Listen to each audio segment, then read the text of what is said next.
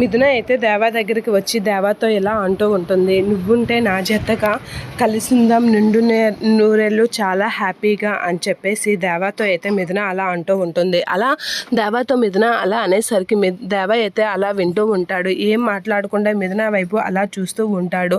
నిజంగా మన ఇద్దరిది దైవం కలిపిన బంధం దేవా అని చెప్పేసి మాట్లాడుతూ ఉంటుంది. అలా మాట్లాడుతూ నువ్వు నాకు తోడుంటే చాలు, నేను ఏదైనా సాధిస్తాననే నమ్మకం నాకు ఉంది, ఇది నువ్వు నిరూపించావు కూడా అని చెప్పేసి అంటూ దేవాని అయితే అలా వెళ్ళి హక్ చేసుకుంటూ ఉంటుంది.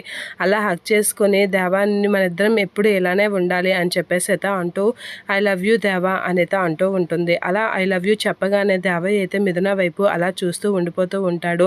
ఇక మిథున అయితే చాలా హ్యాపీగా ఫీల్ అవుతూ ఉంటుంది దేవాని హక్ చేసుకొని ప్రపోజ్ చేస్తూ.